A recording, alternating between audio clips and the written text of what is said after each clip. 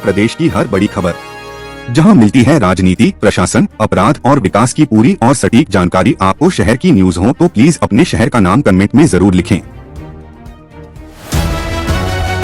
जौनपुर की एक बच्ची ने मुख्यमंत्री योगी आदित्यनाथ के खिलौने वाला बुलडोजर उपहार में दिया, जिसको देखकर सीएम मुस्कुरा उठे।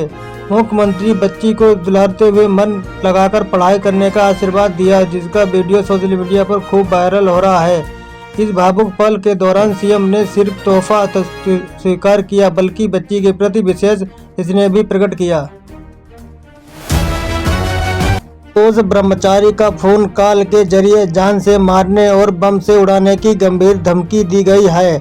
आरोपी ने कॉल पर चेतावनी दी कि यदि शंकराचार्य मुक्तेश्वर के खिलाफ पैरवी बंद नहीं की तो उन्हें जान से हाथ धोना पड़ेगा। इस भरी कॉल के बाद क्षेत्र में हड़कंप मच गया है और सुरक्षा को लेकर सवाल खड़े हो रहे हैं।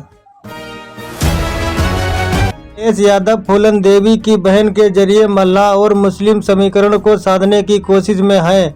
इस नए सामाजिक गठबंधन के जरिए समाजवादी पार्टी आगामी चुनाव में बीजेपी के वोट बैंक से सेध लगाने की तैयारी कर रही है। फूलन देवी की विरासत को सहारा लेकर पिछड़े और एकजुटता करने का अखिलेश तबका बड़ा चुनावी मास्टरमाइंड माना जा रहा है। तेज यादव की समाजवादी पार्टी भाईचारा रैली में पश्चिम उत्तर प्रदेश सियासी हलचल तेज कर दी है। रैली में उमड़ी भीड़ को भी देखते हुए आगामी चुनावों के लिए राजनीतिक समीकरण बदलते नजर आ रहे हैं। इस शक्ति प्रदर्शन के जरिए समाजवादी पार्टी क्षेत्र में मतदाताओं को एकजुटा कर अपनी पकड़ मजबूत करने की कोशिश कर रही है। चौथी खबर आपको चौंकाने वाली है। मोदी जल्द ही जेवर स्थित नोएडा इंटरनेशनल एयरपोर्ट का आधिकारिक उद्घाटन करेंगे। यह हवाई अड्डा केवल भारत की बल्कि एशिया का सबसे बड़ा एयरपोर्ट होगा, जो आधुनिक सुविधा से लैस है। यात्रियों के लिए खास सुविधा के तहत एयरपोर्ट में बोर्डिंग प्रक्रिया इतना भी सूचित किया गया है कि इसमें केवल 20 मिनट लगेंगे। समाजवादी पार्टी के एक नेता ने हनुमान चालीसा को लेकर विवादित बयान देते हुए उसे बेवकूफ़ बनाने का तरीका बताया है। नेता ने भगवान राम और उनकी माता के खिलाफ भी अपशब्द का प्रयोग किया, जिसका वीडियो सोशल मीडिया पर वायरल हो रहा है। मामले की गंभीरता को देखते हुए समाजवादी पार्टी ने तुरंत कार्रवाई करते हुए आरोपी नेता को पार्टी से बाहर का रास्ता दिखा दिया है। जौनपुर में प्रशासन का बड़ा एक्शन देखने को मिला है, जहां आफर अली शाह मासूम की मजार पर बुलडोजर चलाकर अतिक्रमण हटाया गया। सरकारी जमीन को अवैध कब्जे से मुक्त कराने के लिए भारी पुलिस बल मौजूद रही। यहां एक ध्वस्तकरण की कार्रवाई की गई है, जिसे प्रशासन ने स्पष्ट किया है कि अवैध कब्जों के खिलाफ यह अभियान आगे भी इसी तरह जारी रहेगा। देश के 44 जिलों के कच्चे तेल और गैस की खोज के लिए बड़े स्तर पर अभियान शुरू किया गया है। कई चिन्हित स्थानों पर जमीन के अंदर तेल के भंडार का पता लगाने के लिए ड्रिलिंग और बोरिंग का काम तेजी से किया जा रहा है। तेल मिलने की संभावना को देखते हुए प्रशासन और संबंधित विभाग पूरी सक्रिय के साथ इस प्रोजेक्ट पर काम कर रही है।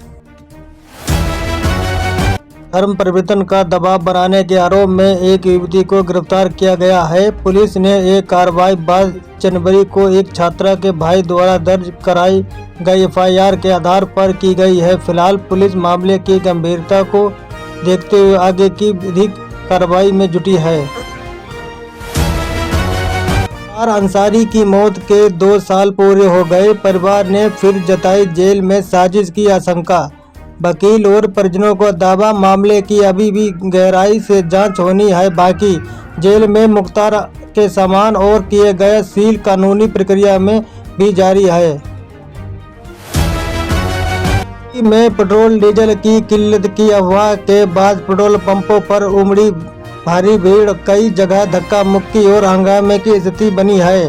गैस एजेंसियों और ईंधनों के केंद्रों पर लंबी लाइन लगने से आम जनता को भारी दिक्कतों का सामना करना पड़ रहा है। प्रशासन ने स्थिति को स्पष्ट करते हुए लोगों से धैर्य रखने और अफवाहों का ध्यान न देने की अपील की है। मंत्री ओम प्रकाश राजभर ने चुनावों के टालने की ओर इशारा करते हुए अब तक का सबसे बड़ा संकेत दिया है। मंत्री के इस बयान के बाद प्रदेश की राजनीतिक गलियारों में हलचल तेज हो गई है। कयास लगाई जा रही है कि चुनाव प्रक्रिया में आगे बढ़ सकती है। अगर चुनाव टलने और स्थिति राजनीति को ग्रामीण विकास से जुड़े प्रोजेक्ट पर भी सीधा असर पड़ने की संभावना है। प्रमुख अखिलेश यादव ने बागी विधायक पूजा पाल के खिलाफ कड़ा रुख अपनाते हुए उनकी मुश्किलें बढ़ा दी हैं। अखिलेश यादव ने स्पष्ट संकेत दिए हैं कि पार्टी के खिलाफ जाने वाले नेताओं के लिए आगामी चुनावों में टिकट की राह आसान नहीं होगी। इस बयान के बाद उत्तर प्रदेश की राजनीति में दलबदल को टिकट वितरण को लेकर चर्चाएं तेज हो गई हैं। ईंधन की आपूर्ति को संतुलन करने के लिए प्रशासन ने बड़ा फैसला लिया है। अब पेट्रोल पंपों पर दोपहिया वाहनों को अधिकतम 5 लीटर और 4 पहिया वाहनों को 20 लीटर तक ही तेल दिया जाएगा। आपूर्ति समान होने तक व्यवस्था लागू रहेगी ताकि सभी को समान रूप से ईंधन मिल सके। 2026 में नवोता की शुरुआत तय तारीख से होने जा रही है। लगातार 9 दिन तक भीषण गर्मी और तेज धूप का असर रहेगा।